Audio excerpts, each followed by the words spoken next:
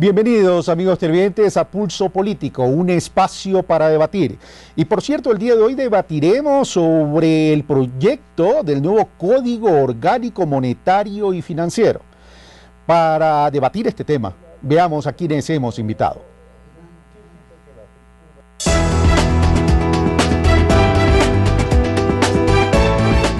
Patricio Rivera, máster en Economía del Desarrollo, ministro coordinador de Política Económica.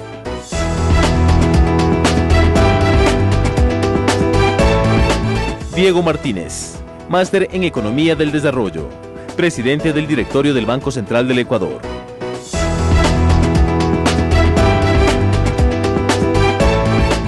Alfredo Vergara, PhD en Economía, ex superintendente de bancos.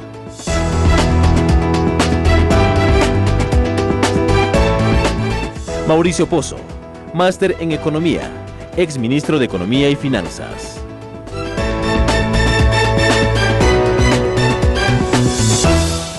Durante 60 minutos, tendrán ellos la oportunidad de exponer y compartir sus argumentos a favor y en contra del Código Orgánico Monetario y Financiero. Para el sector oficial, este código fortalecerá el sector productivo.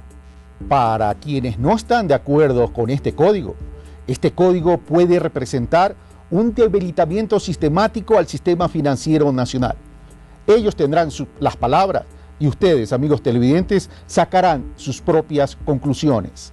Las reglas de este debate: cada uno de los panelistas en una primera ronda tendrá la oportunidad para exponer sus criterios y sus argumentos durante 2 minutos. En una siguiente ronda, a partir de la segunda ronda, tendremos la oportunidad ya de entrar al debate en sí y a realizar preguntas. Cada panelista tendrá un tiempo de 1 minuto 20 para poder responder y 30 segundos cada uno de ellos en la misma ronda para poder tener derecho a la réplica o complementar alguna posición de sus argumentos. Este debate se va a llevar a cabo, y les pido, por favor, señores, con tremenda altura y tremendo respeto.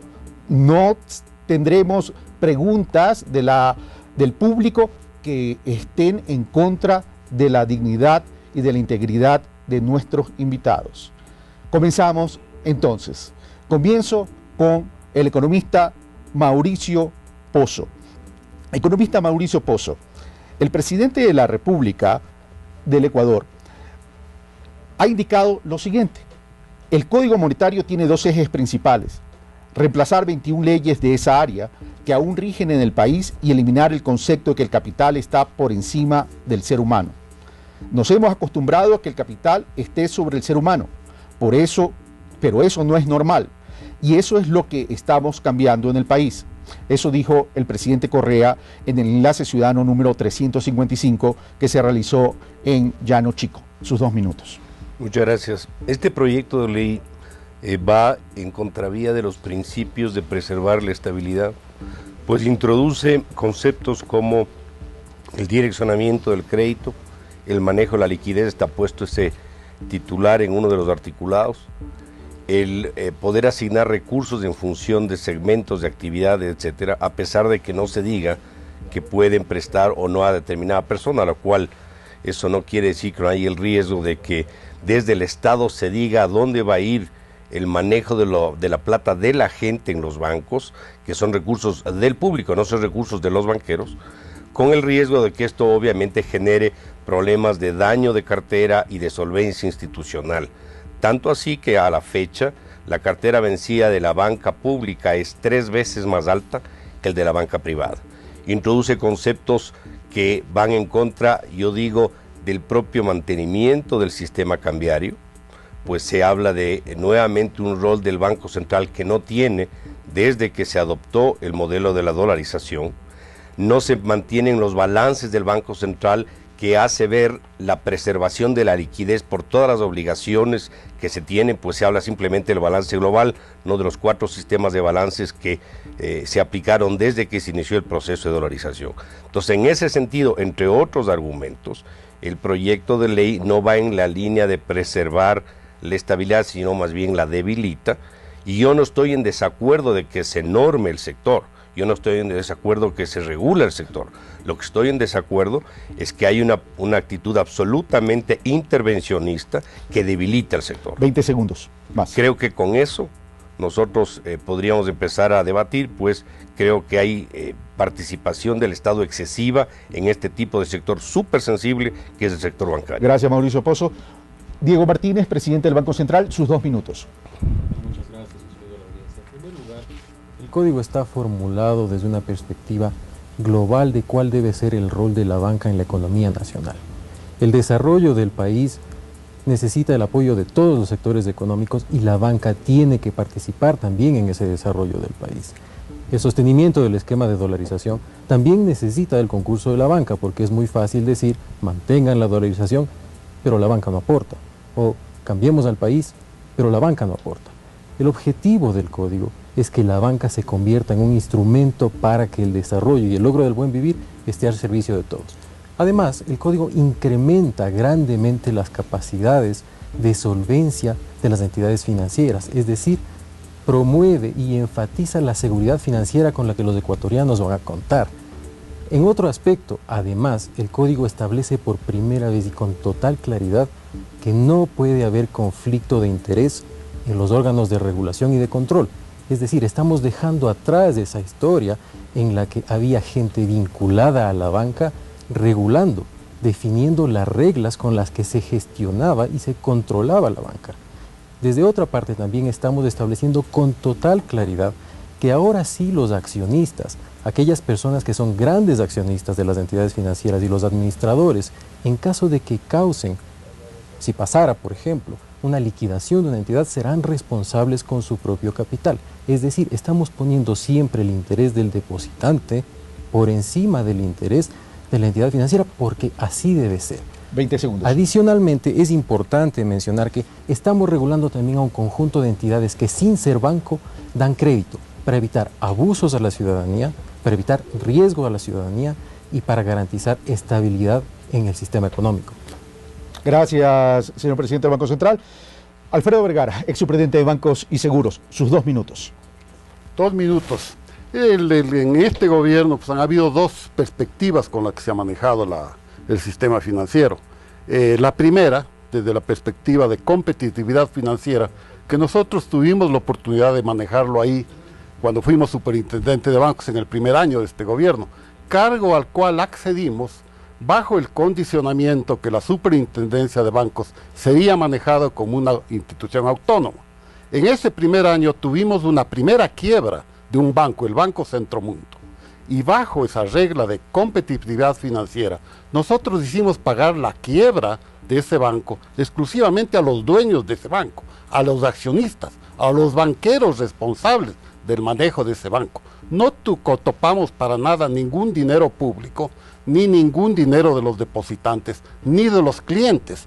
Eso, la quiebra, la liquidación y el traspaso del Banco Centromundo a otra entidad financiera del sector privado fue un total éxito, porque nadie perdió y más bien se dinamizó y se bancarizaron 120,000 microempresarios. En cambio, cuando esta regla o esta ley de competitividad financiera fue declarada inconstitucional por la Asamblea de Montecristi a fines del 2007, comenzó a regir pues lo que hoy se denomina socialismo financiero.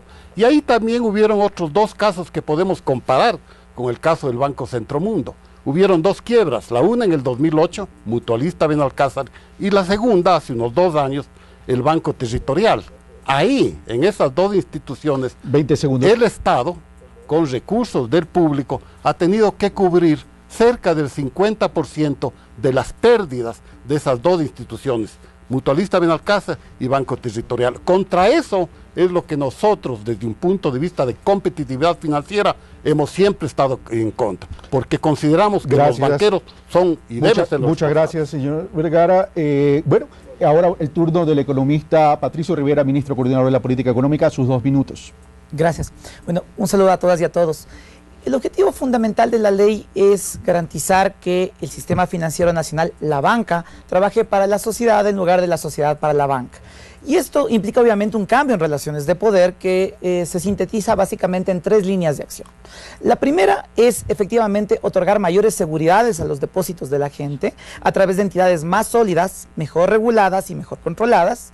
Diego ya había dado unos ejemplos respecto de este tema. Una segunda cosa es simplificar un marco normativo caótico, demasiado disperso, más de 30 leyes o normas con rango de ley, decretos supremos, que además de ser dispersos, anacrónicos, antiguos, sin responder a la visión de Montecristi, están vigentes. Lo que estamos diciendo es vamos a tener un solo código, un código que trate toda la materia monetaria y financiera, pero además desde una visión sistémica, apegado a la visión política. Tercera cosa, estamos estableciendo de manera clara que vamos a utilizar el crédito como un instrumento de desarrollo, como lo han hecho varios países en el mundo. Y aquí también quiero ser absolutamente claro de 2 cosas. Primero, el Estado no le va a decir al banquero, préstele a Patricio Rivera, préstele a Diego Martínez, no, eso es labor del banquero. Lo que sí vamos a hacer es establecer incentivos, desincentivos y regulaciones para hacer que el crédito se mueva hacia los sectores socialmente más deseables, ejemplo, crédito productivo, y que salga de sectores socialmente no deseables, importación de licores, bienes de lujo, etc. Finalmente, una cosa que creo que es esencial. Hay que decirle a la ciudadanía que, a diferencia de lo que algunos políticos de oposición nos han dicho, el código no está hecho por falta de liquidez, porque el Estado gasta mucho, no, de ninguna manera. El código está hecho por una cosa absolutamente clara. Mientras los migrantes traen dólares a la economía, los banqueros dicen, déjeme sacar todos los dólares. Pero eso sí, sostengamos la dolarización, pero sin nosotros. Lo que estamos diciendo es, todos tienen que apoyar para sostener el esquema monetario. Gracias, señor ministro. Bueno, entramos entonces ahora sí a la ronda de las preguntas y al debate. Comienzo con Mauricio Pozo. Mauricio Pozo, el presidente de la República, y lo cité textualmente en el arranque del programa, decía, necesitamos que el sector financiero se involucre en el desarrollo del país. Es decir, daría la impresión, cuando él dice, ya es momento de que el ser humano esté por encima del capital, daría la impresión, digo, que durante la historia republicana del Ecuador, el sistema financiero ha sido un instrumento o un utilitario que daría la impresión que son los únicos que han ganado. Y el desarrollo del país ha corrido distintas suertes. En ese sentido, dice el ministro coordinador de la política económica, dice, es momento y es hora que el sistema financiero y básicamente el sector bancario privado apuntale este desarrollo del sector productivo, porque es la única manera de poder hacer crecer la economía y lograr una redistribución de la riqueza. Su minuto 20, Mauricio Pozo. Los bancos han venido colaborando con el crecimiento del país a través de sus operaciones de financiamiento. El 70% del crédito bancario es para el sector productivo. El 30% está abierto entre consumo, banca personal, microcrédito y vivienda. Es decir, ese proceso de participación es creciente. Lo que se llama la profundización financiera, es decir, los créditos y los depósitos sobre el PIB también han crecido a lo largo de los años. Entonces no es correcto decir como que ahora recién con un proyecto de ley van a poder participar en el desarrollo y antes no lo hacían, porque eso con las cifras se ve que es absolutamente distinto, como han colaborado muchos otros sectores para la economía, el petrolero, el minero, la manufactura, etcétera. Entonces, partiendo de ese principio, creo que no se puede decir que ahora, porque viene la ley, recién va a haber esa colaboración. Lo que yo realmente me preocupa es que hay ese direccionamiento desde el Estado y el riesgo sigue siendo el sector privado cuando el que va a dar las órdenes es el Estado. Entonces que el Estado absorbe el riesgo si el día de mañana, por dirigir a sectores o actividades más riesgosas, esa plata no se puede recuperar y eso va en contra de los resultados y de la seguridad de los depósitos en los bancos. Gracias, Mauricio Pozo. 1:17 exactamente utilizó. Voy de donde Diego Martínez. Dice el economista Pozo, entonces, que la banca ya ha estado enganchada en el desarrollo, ha apoyado al sector productivo, por tanto, esto no sería nada nuevo, no necesita código para seguir apoyando. Pero por otro lado, dijo César Robalino en una declaración en días pasados, cuando se estaba debatiendo estos temas en la Asamblea Nacional, en la comisión correspondiente, dijo, definitivamente habrá un debilitamiento en el sistema. Este será el efecto macroeconómico y distorsionará las políticas crediticias. Diego Martínez, 1:20. Bueno, muchas gracias. Creo que es importante contarle a la ciudadanía y alguna precisión respecto a las cifras que se mencionó por quien me antecedió en la palabra. Si bien es cierto que el sector bancario da una importante parte de su crédito en lo que se denomina productivo, es importante aclarar que ese crédito es un crédito comercial, por una sencilla razón, porque casi el 75% de ese crédito es menor a un año plazo. Es decir, es exclusivamente, casi exclusivamente, un crédito de carácter comercial, de capital de trabajo. No es un crédito que permita inversión de mediano y largo plazo. Ningún negocio con un crédito que tiene que pagar en menos de un año puede recuperar una inversión. Es por eso que lo que necesitamos y a lo que invitamos a la banca, y la regulación estará en ese sentido, es a que la banca se sume también a un proceso mediante el cual se pueda dar crédito de más largo plazo para beneficio de los productores, de la industria, de la manufactura. Respecto a eso, la propia Asociación de Bancos ha dicho también que este código no va a ocasionar ningún tema de crisis financiera bajo ningún punto de vista. Lo que vamos a hacer es que el crédito se convierta en un instrumento para que los productores ecuatorianos, el desarrollo de la innovación y el emprendimiento esté también apoyado por la banca privada. Gracias, Diego Martínez. Voy donde Alfredo Vergara, sin perjuicio que pueda opinar por lo expresado por los dos contertulios, los dos panelistas. Vamos a citar también una declaración casualmente, de Patricio Rivera en lo que tiene que ver con este código. Dice, el retraso se nota, por ejemplo, en que seguimos con las leyes que permitieron la crisis financiera de 1999. Su minuto 20. Esas leyes terminaron casi en su totalidad, en su espíritu, cuando el país fue dolarizado. Recordemos que todas esas crisis financieras se basaron en base a que teníamos dos monedas, por un lado. Por otro lado, ya hace 15 años que tenemos, casi 15 años, la dolarización. Y ha sido un sistema que ha funcionado de manera muy sólida, y con muchas ventajas que no viene al caso, no tenemos tiempo para enumerarlos acá. Pero ha sido basado en base a 4 pilares: el fondo de liquidez, el seguro de depósitos, las normas de supervisión bancaria y las normas de resolución bancaria, que han sido, digamos, reglas puestas de manera totalmente autónoma para ser manejadas por quien sea, no en base a discrecional, en base a la autoridad del turno. Y eso ha sido lo que ha dado la consolidación de la dolarización. Yo creo que cambiar esas reglas del juego, al mezclarlas todas en una sola, manejada por este grupo de 5 personas, de manera discrecional, creo que puede debilitar a ese sistema. Si algo ha funcionado bien por 15 años y ha pasado tantos gobiernos de tanta variapinta que hemos tenido, 10 segundos, pues significa que ese sistema es bueno. En consecuencia, significa que la dolarización hasta hoy ha funcionado bien, con esas reglas. Gracias, Alfredo Vergara. Voy donde el economista Patricio Rivera. César Robalino dice, el proyecto es inconsistente con la dolarización. Perdón, antes de ese tema, dice César Robalino, el código es un peligro para la liquidez de los bancos. Y de ahí derivo mi pregunta. Se habla de que la mayoría de los créditos, y si no me equivoco, dijo el señor presidente del Banco Central, están a menos de un año plazo. 4 instituciones financieras, las más grandes, concentran el 70% del crédito. Por tanto, ahí hay una gran concentración. Pero vamos al tema de los plazos. Para poder colocar créditos a largo plazo, ¿cómo se va a hacer, ya que la banca principalmente capta recursos de corto plazo? ¿Ahí no podría existir un descalce en cuanto a la liquidez de los bancos? Bueno, primero que nada quisiera aclarar 2 cosas que se han dicho que me parece que son esenciales. La crisis del año 99 no se dio porque teníamos moneda. La crisis del 99 se dio porque un grupo de banqueros que estaban tomados el poder decidieron utilizar esos recursos para dar créditos vinculados a sus empresas, y después, cuando no pudieron pagar, dado que estaban en el poder, utilizaron todos los mecanismos para tener leyes como la ley de la GD y generar riesgo moral. Es decir, hacer que el Estado pague sus culpas. Segundo tema que quisiera aclarar, el tema del famoso que el Estado no se va a hacer cargo ahora. El Estado no tiene por qué hacerse cargo de estos temas. Señores, absolutamente claro, está tajantemente prohibido y está absolutamente claro en la Constitución y en la ley. El Estado no va a hacer salvatajes bancarios.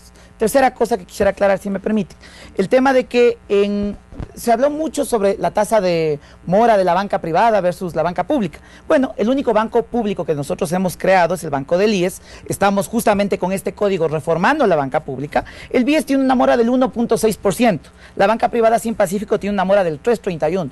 La banca privada tiene el doble de mora que el banco que nosotros creamos. Y el código está justamente desarrollado para garantizar que podamos ir transformando las entidades que son una herencia institucional que tenemos que cambiar. Ejemplo, Banco Nacional. 10 segundos.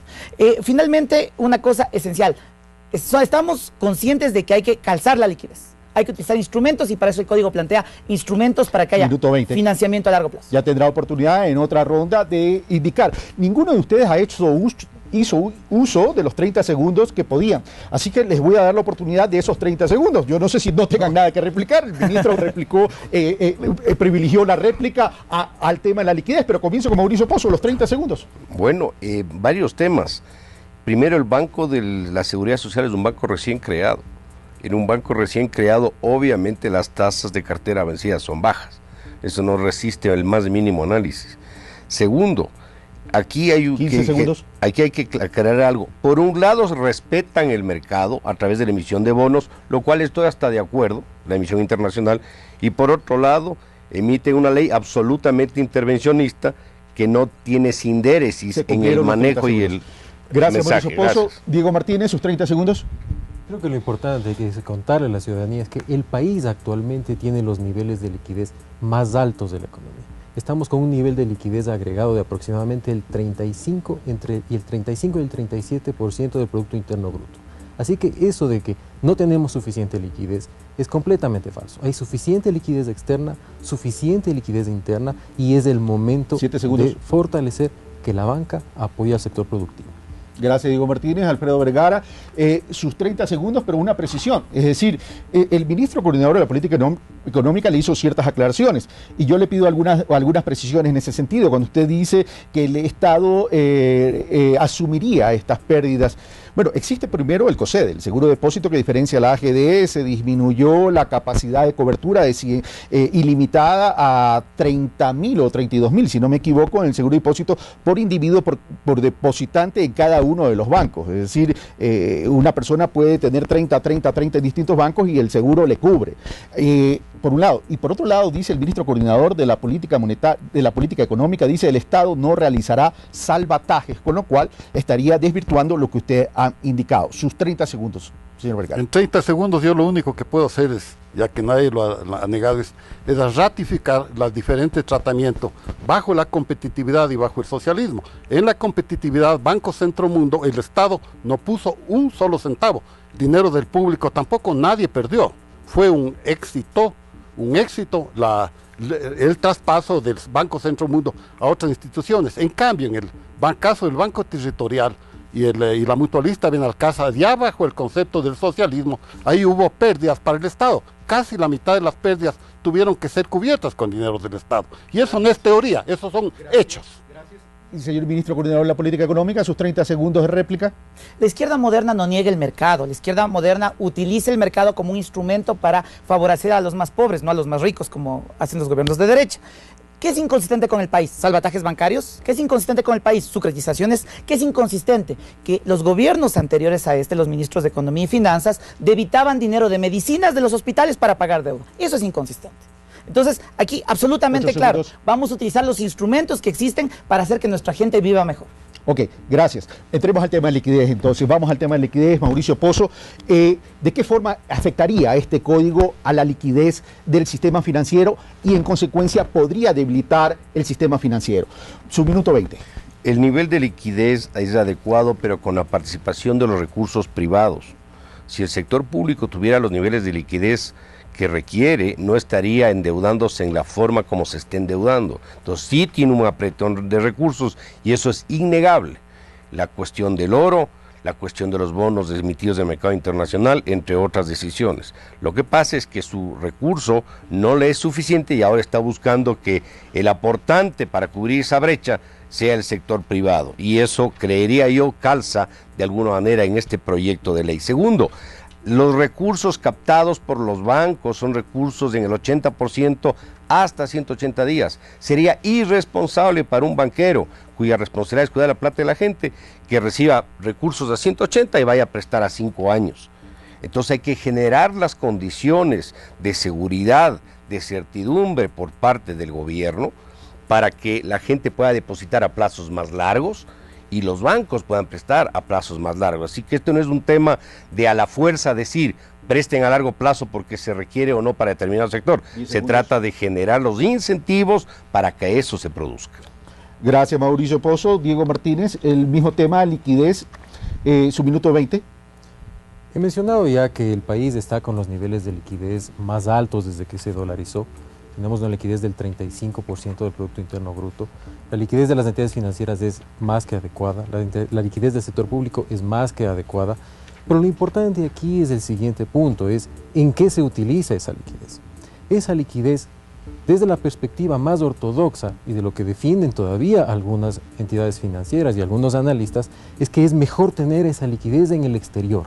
El Banco Central hace aproximadamente 3 años tenía una cantidad de recursos en el exterior recibiendo una rentabilidad que no pasa del 0,2%. Trajimos esos recursos que innecesariamente estaban en el exterior, ahora se han invertido domésticamente a un plazo mayor, permitiendo, por ejemplo, a la banca pública hacer colocaciones de mayor plazo, y el Banco Central, esa rentabilidad que recibe ahora es del 2,5%, es decir, 10 veces más rentabilidad. La ortodoxia nos dice, es mejor tener dinero afuera, pero estamos viendo con hechos prácticos y cifras que lo mejor ha sido tener el dinero aquí, favoreciendo la productividad de los ecuatorianos y obteniendo incluso más rentabilidad, pero también más seguridad, porque hay más dólares en el mercado, hay más dólares en la economía y no dólares afuera. 10 segundos. ¿Terminó? Ok. Yo quise hacer uso de la réplica contra Mauricio. 30 segundos, Patricio. Hay algo extremadamente importante aquí, confusión de conceptos. Al igual que una familia que no se compra la casa de contado, el Estado lo que hace es conseguir financiamiento para hacer proyectos tremendamente rentables. Es un muy buen negocio para el Estado endeudarse el 7-8% e invertirlos al 25-26%. 15 segundos. Aquí lo esencial es no confundir conceptos. Que una familia se compre una casa y que pide un crédito para comprarse la casa no quiere decir que esté líquida, quiere decir que está haciendo un buen negocio. Gracias, economista Rivera. Voy donde Alfredo Vergara, su minuto 20 sobre el tema liquidez. A ver, hechos sobre el tema liquidez. En el primer año, bajo competitividad financiera, con una superintendencia de bancos autónoma, nosotros en un año reducimos a la mitad los costos y tarifas financieras. Eso es un hecho. Las tasas de interés se redujo primero se quitó todas las comisiones que tenían, y las tasas de interés se redujo en un 30%. Tercer hecho, la bancarización se incrementó en un 40%, de alrededor de 300.000 operaciones bancarias para los microempresarios subieron alrededor de 500.000. Ese gran incremento, esos son hechos, eso no es teoría. ¿Por qué? Porque consideramos que la competitividad financiera, que es un esquema bajo la economía como ciencia social, no es una ideología, es mucho más efectiva que los esquemas de socialismo financiero que han fracasado en todas partes del mundo. Yo no conozco un solo experimento de socialismo financiero que haya sido exitoso en ninguna parte del mundo. Y me estoy refiriendo cuando el socialismo financiero ha sido aplicado en los países de corte capitalista, de mercado, no en los países pues de corte socialista, que ahí todo el sistema ha colapsado. Así que yo me estoy refiriendo al socialismo financiero en un contexto de mercado. Y esos son, y nuevamente pues esos son, miren por ejemplo las tasas de interés, pues aquí están. Ya bueno, su tiempo. Está muy bien. Una réplica, Alfredo Vergara. Es una réplica por ronda. Ya tendrá oportunidad de replicar en la siguiente ronda. Ahorita tiene su minuto 20, lo puede hacer dentro del minuto 20, pero puede hacer abstracción de su intervención. Ahora, hay una pregunta de un televidente que me parece que es fundamental. Juan Pablo Jaramillo dice, ¿cuál sería el mecanismo que el código impulse para captar dinero de largo plazo y poder dar crédito a largo plazo, que también es la inquietud de Mauricio Pozo? Patricio Rivera. Empiezo con eso entonces. El código establece básicamente dos segmentos. El primero que es regulación y el otro recuperar instrumentos. En regulación obviamente hay que cambiar los precios o la rentabilidad que tiene la banca al captar a corto plazo versus captar a largo plazo. Hay que poner incentivos al sistema para que el sistema encuentre menos atractivo captar a la vista y más atractivo captar a plazo. Nadie está pidiendo aquí que capten a la vista y presten a 10 años. Lo que estamos diciendo es que hay que dar los incentivos al sistema para que capte a más largo plazo. Segundo, estamos estableciendo un conjunto de instrumentos dentro de la política pública para que se pueda inyectar liquidez a mediano y largo plazo al sistema financiero para que pueda prestarlo a su vez. Dentro del tema de Alfredo Vergara, aquí una cosa esencial. Aquí hay muchas cosas que son ideología y quiero ser contundente. El direccionamiento de crédito es un instrumento que lo han utilizado muchísimos países cuando han estado en el nivel de desarrollo relativo semejante a Ecuador. Lo han usado, solo para citar, Japón, Estados Unidos, Alemania, Reino Unido, Países Bajos, Francia, Bélgica, Corea, lo hace ahora Brasil. Señores, no es un tema o una cosa que estamos experimentando. Existe experiencia sobre esto en el mundo absolutamente exitosa. ¿Terminó? Sí. Un minuto 13 con réplica y con intervención. Derecho a la réplica. Todos tienen derecho a la réplica en una de réplica en cada ronda. Hablando de socialismo financiero, 30 segundos. El último aplicado en los Estados Unidos con el caso de las dos financieras más importantes de los Estados Unidos, Fannie Mac y Freddie Mac, como se conoce, el 4 de cada 5 proyectos de inmobiliaria eran manejados. Y eso fue un fracaso. También fue un fracaso en México, el socialismo financiero en 1982. Y ha sido un fracaso en todos los países. Eso no se puede negar. Es muy diferente el tener una ley que direccione el aparato productivo. Gracias, Alfredo Vergara. Voy donde Mauricio Pozo. Mauricio Pozos, el ministro coordinador de la política económica, habla. No es cuestión de obligar a los bancos, de decir, con sus depósitos a la vista vayan a prestar a 10 años o a más de un año, es decir, a largo plazo, con lo cual sí se generaría un descalce. Dice, se va a crear mecanismos de incentivos para que puedan captar a largo plazo y esos depósitos de largo plazo se colocarán a créditos de largo plazo. ¿Qué factibilidad tiene esos mecanismos según el criterio de Mauricio Pozo? Minuto 20. Si existen esas intenciones de generar los incentivos, pues habría que preguntar cuáles son esos incentivos que quieren introducir. Aquí se requiere estabilidad tributaria, que no vuelvan a cambiar los impuestos. Aquí se requiere eliminación de algunos que prohíbe el libre flujo de capitales, como el impuesto a la salida del 5%, que ha sido un problema hasta para el cierre de negociaciones comerciales con Europa. Aquí se requiere el rol del Estado definido, hasta dónde ve el Estado y de dónde parte el sector privado. La participación del Estado ha sido perjudicial cuando se ha excedido de los límites en todos los países, en los Estados Unidos, en la reciente crisis que acabó de explicar aquí Alfredo. Hay muchos artículos, por ejemplo escrito por el señor George Reisman, que habla sobre la responsabilidad del Estado en la crisis de los Estados Unidos por buscar bajar las tasas de interés casi al suelo para promover el consumo, la inversión. Es una posición keynesiana y reactivar la economía. ¿Qué es lo que pasó? Una burbuja que reventó como reventó. Entonces, si existen esas decisiones, esas tienen que conocerse para ver si van en la línea real de promover una captación a plazo más largo. Gracias, Mauricio Pozo. Voy donde Diego Martínez, un minuto 20 sobre el mismo tema. ¿Cuáles son entonces los mecanismos para poder captar a largo plazo? Dice Manuel González Astudillo, es un catedrático ecuatoriano en el exterior, dice que los incentivos se logran con regulación, está bien, pero la regulación que canaliza incentivos es una de diseño de contratos, no de reglas y castigo como hasta ahora han hecho en todas las regulaciones de este régimen. Diego Martínez, su minuto 20. La primera explicación que hay que hacer respecto a los instrumentos que se utiliza para que la banca pueda captar y luego prestar a largo plazo es estándar a nivel mundial. Significa una participación de entidades públicas, en este caso Banco Central, ayudando a canalizar la liquidez adecuada, incluso también a entidades financieras privadas. Ahora lo hacemos ya con entidades financieras públicas y la propuesta es muy clara y muy sencilla, es hacerlo también con entidades financieras privadas mediante dos instrumentos básicos. El primero, por ejemplo, ventanilla de descuento. Con eso estamos dando algo que la propia banca ha venido pidiendo desde hace varios años, instrumentos domésticos altamente líquidos para que no tengan que mandar los recursos afuera. Segundo, inversión doméstica de excedentes de liquidez. Eso no es más que canalizar adecuadamente excedentes de liquidez que pudiera tener la economía para que se puedan invertir. Esa es la participación que hace el sector público. Con incentivos, ¿cómo?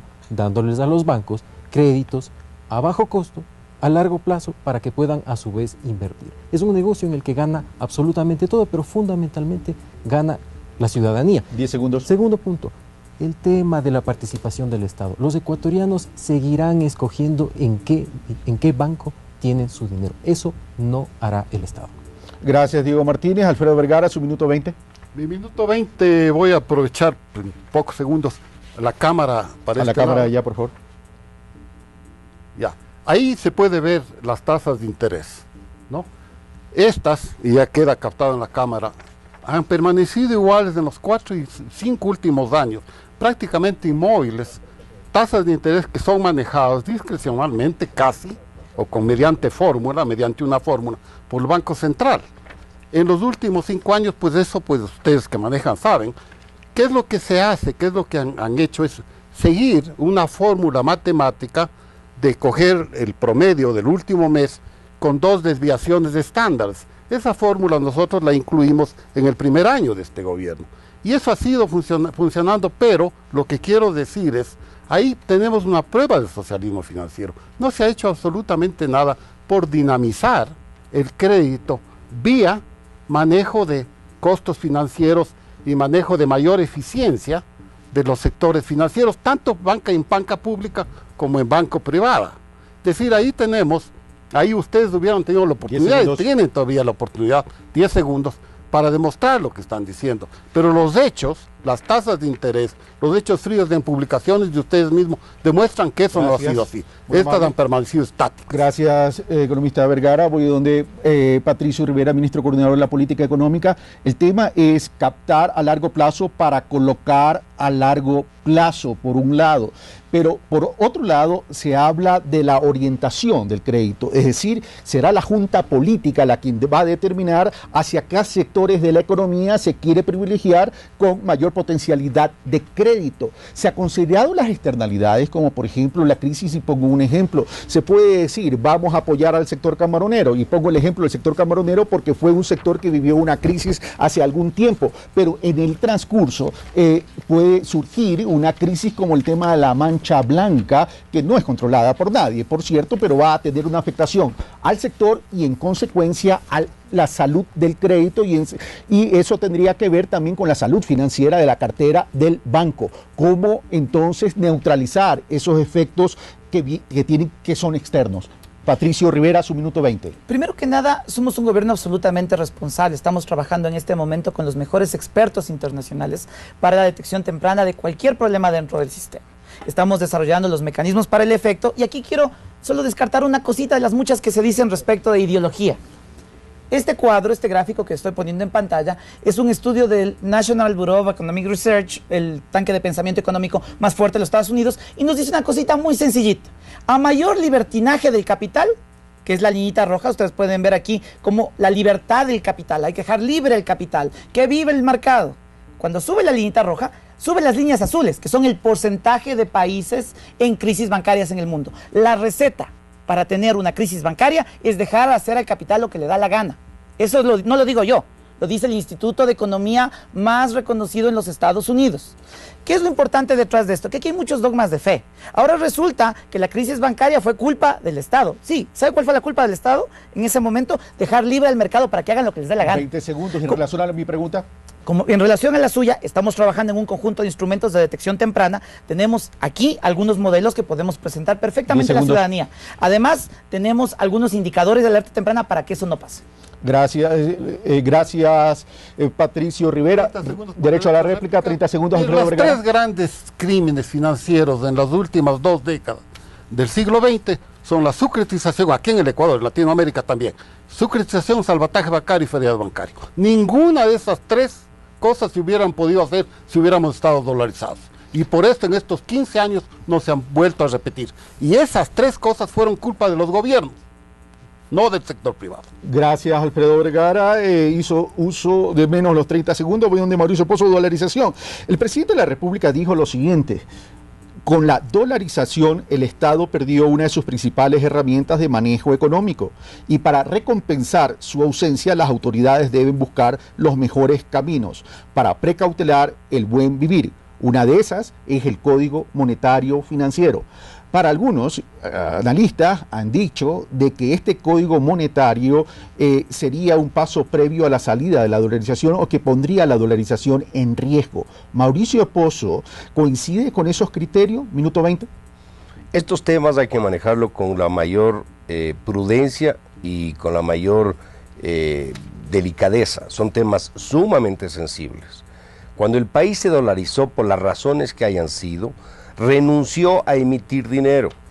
Los dólares provienen del exterior.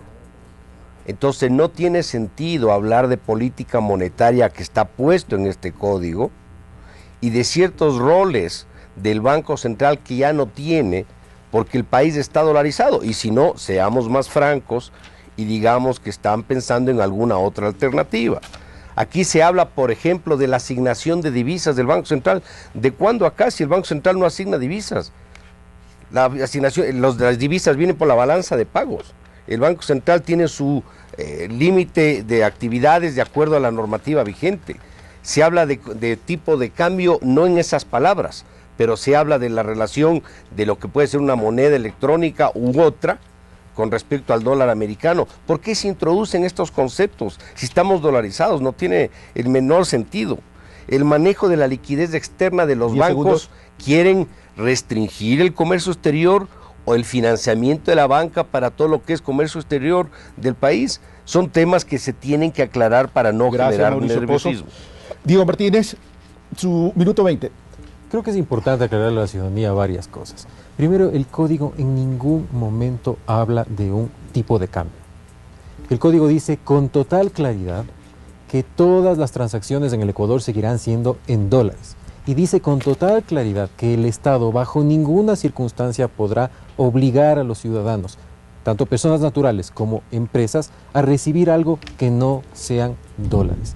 Hemos hablado muchísimo y con total claridad de cuál es el objetivo de los mecanismos como el dinero electrónico, por ejemplo. Así que no quepa la menor duda.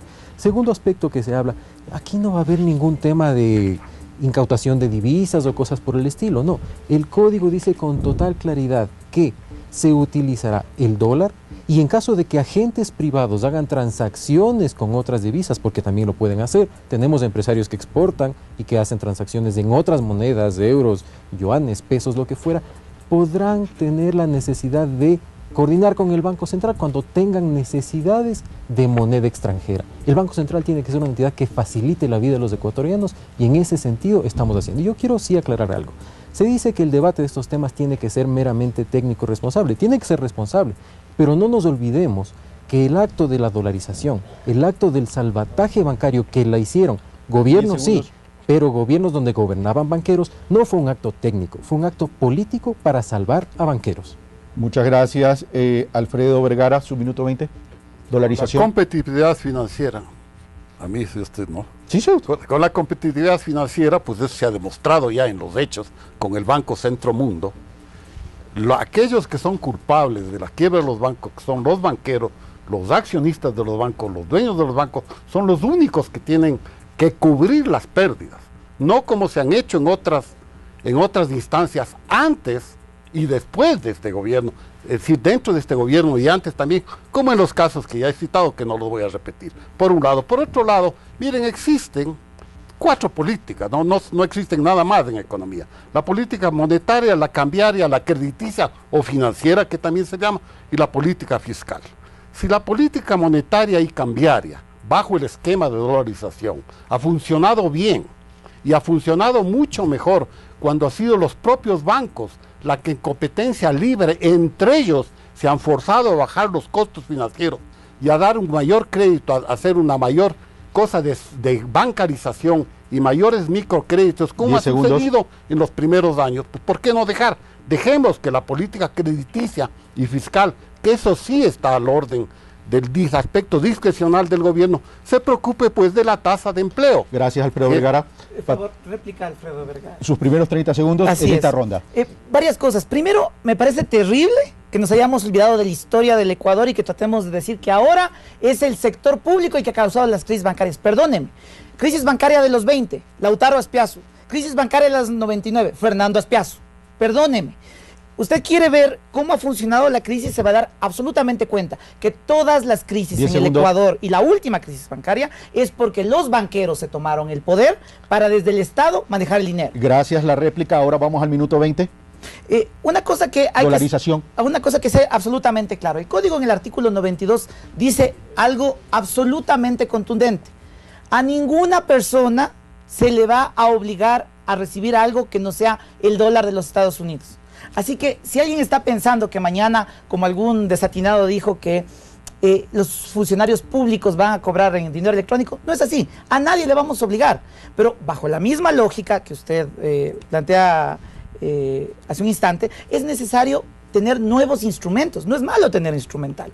Y la otra cosa, me parece también terrible que trata de decirse que ahora la crisis americana fue culpa de que el Estado intervino. Perdónenme, las calificadoras de riesgo, entes privados, no jugaron un rol decente. Voy a solo leer un par de cositas, ¿no?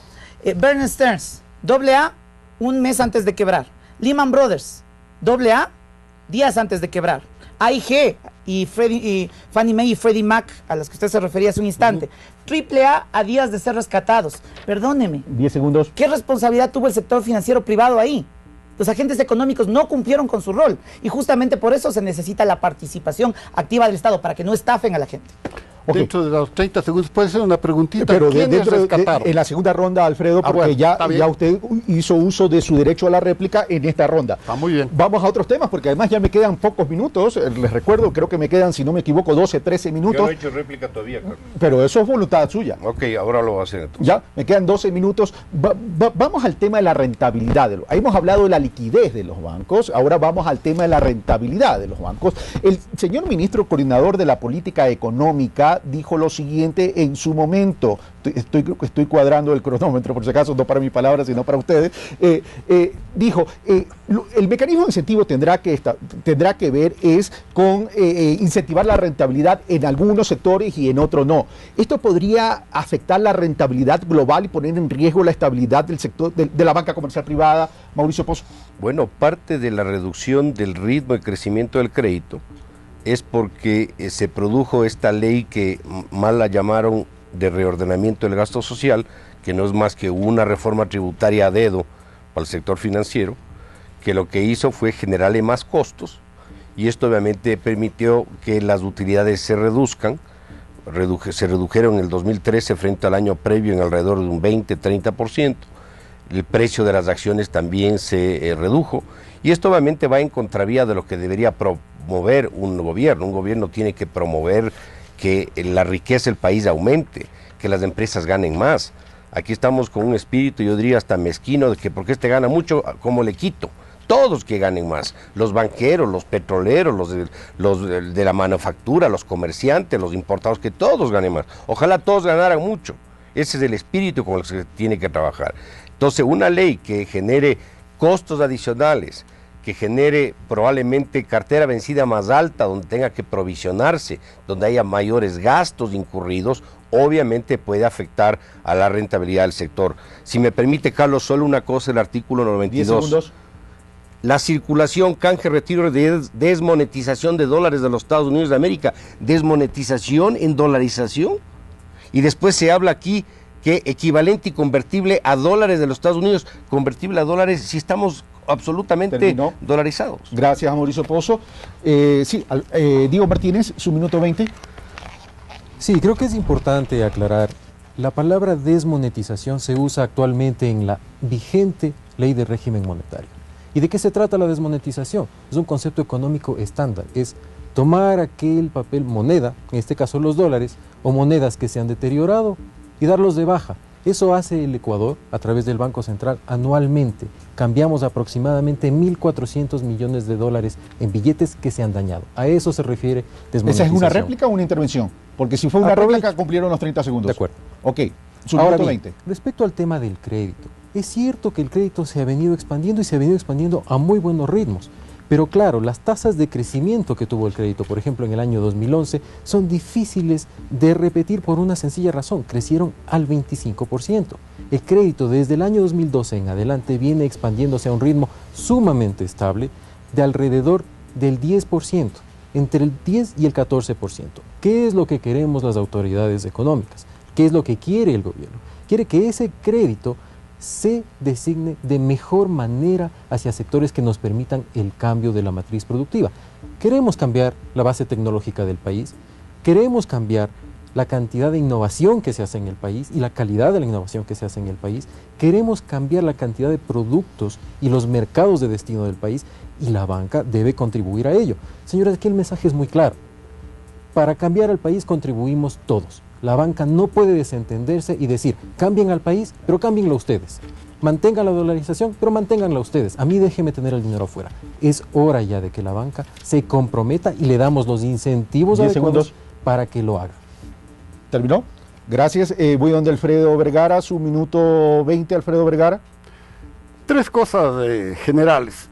El socialismo financiero, donde se ha aplicado en los Estados Unidos, en México, en Argentina, Venezuela, aquí en el Ecuador, siempre ha sido posible que se aplique con la intervención del gobierno. No hay otro mecanismo.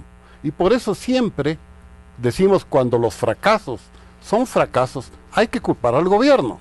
¿Quiénes influencian ese gobierno? Vaya usted a saber. Creería yo que los que lo eligen y las personas que están de quienes lo eligen. Pero son los gobiernos el instrumento de esos fracasos y también el instrumento de esos éxitos cuando los ha habido. Es el gobierno el responsable tanto de los fracasos como de los éxitos, independientemente de su ideología. Ese es un hecho que nadie lo puede negar. Lo que yo estoy diciendo es que aquellos gobiernos que han funcionado con competitividad financiera siempre han cosechado más éxitos que fracasos. Aquellos gobiernos, y esto sin excepción, que han funcionado bajo el concepto del socialismo financiero han fracasado, o por lo menos han tenido mucho más fracasos que éxito. Esos son hechos históricos que se han comprobado en los 5 continentes en donde se han aplicado algunos de estos dos mecanismos, o competitividad o socialismo. Gracias, Patricio Rivera, su minuto 20, réplica 30 segundos. Parece que tenemos estudios distintos. Yo tengo un montón de estudios que demuestran exactamente lo contrario, que donde los banqueros se tomaron el poder, inmediatamente tuvimos crisis bancarias, tuvimos problemas macroeconómicos. Y el Ecuador no es la excepción, señores. Aquí no hay esa entelequia del gobierno que tratan de poner detrás. Habían banqueros con nombre y apellido tomados el gobierno en el Banco Central, en el Ministerio de Finanzas, en la Superintendencia de Bancos y en otras entidades. Gracias. Vamos al minuto 20 ahora sí. El tema fundamental, creo yo, detrás, para que quede absolutamente claro cómo funcionan estas cosas en la economía. Señores, tenemos que garantizar dos cosas. Reglas adecuadas, porque tenemos que incentivar los comportamientos positivos y desincentivar los comportamientos negativos. Es la base de la economía, es la base de hacer política pública. Aquí lo que estamos haciendo es poniendo incentivos para que el sistema se mueva a los sectores que son socialmente deseables y desincentivos para que salgan los que no lo son. Tan sencillo como eso. Aquí lo que estamos diciendo además, señores, el artículo 7 de la ley lo dice clarito. Los banqueros no pueden ser juez y parte. No pueden haber reguladores regulados, controladores controlados. Eso es inmoral. Y como resultado de que ahora tenemos una constitución que lo prohíbe, estamos aterrizando esas disposiciones a la ley para que no volvamos a tener los problemas que tuvimos en el 99 o que tuvieron los Estados Unidos, donde también hubieron jueces y parte. Por eso la crisis. Gracias, Patricio Rivera. Vamos ahora, señores, me quedan apenas 5 minutos, así que les ruego que esta vez 1 minuto por cada uno y sus conclusiones. Comienzo con Mauricio Pozo con su intervención. Mauricio Pozo, cuando se expresó sobre la junta política, que sería la junta reguladora, conformada por 4 minutos, me dicen, dijo, si quieren estatizar, de una vez estaticen todo. ¿Por qué? Porque es una ley que va mucho más allá de lo que debería ser una regulación y una supervisión adecuada. Interfiere con el manejo del riesgo de los bancos y busca manejar la liquidez de la economía que no está en las arcas oficiales, sino en las arcas privadas. Y eso, por lo tanto, invade el principio de rol del Estado hacia el sector privado, y por esa razón uno podría interpretar que están en una suerte de cuasi estatización, si es que eso es lo que están buscando. Yo no estoy en contra de que esto se establezca, no estoy en contra que se haga una normativa que aglutine varias leyes, estoy en contra que se pretenda dirigir las operaciones de crédito hacia sectores que van a generar un problema para los bancos y para los depósitos de las personas, que repito, no es plata de los banqueros, es plata de los depositantes. Gracias, Mauricio Pozo. Diego Martínez, sus conclusiones, su minuto. Importante es decir, el manejo del riesgo de los bancos seguirá estando en manos de los banqueros. Así es y así lo establece la ley. En segundo lugar, la liquidez bancaria seguirá estando en los bancos. Los depositantes escogerán dónde tienen su dinero.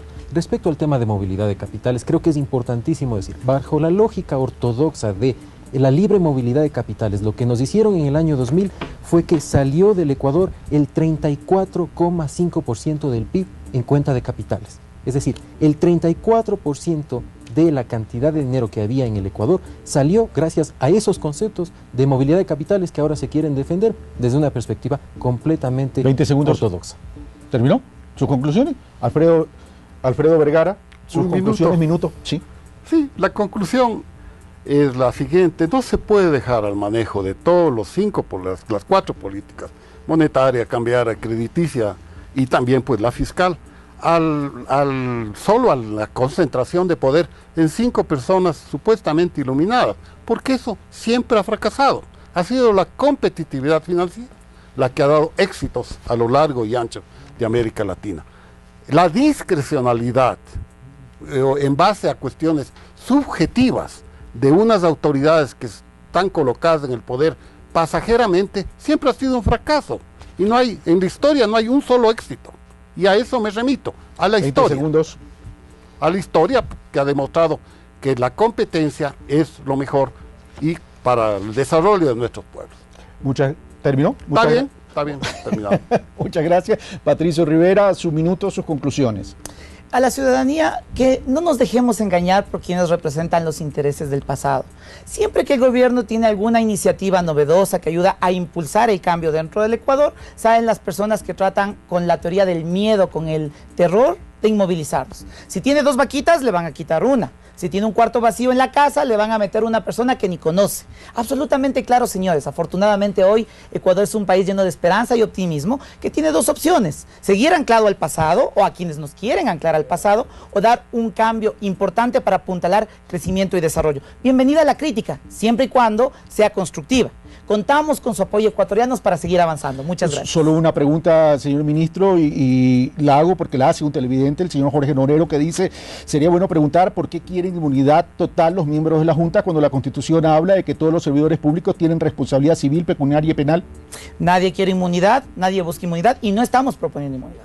Lo que estamos proponiendo es que no vamos a permitir que las autoridades de regulación y control sean amedrentadas por los abogados de la banca privada, como ha pasado en otros países. Gracias, para evitar crisis bancarias. Gracias, señor ministro. Gracias, Mauricio Pozo. Gracias, Alfredo Vergara. Gracias, Diego Martínez. Gracias, Patricio Rivera. Como ven, 60 minutos es muy poco tiempo para debatir un tema que es tremendamente importante para el desarrollo del país.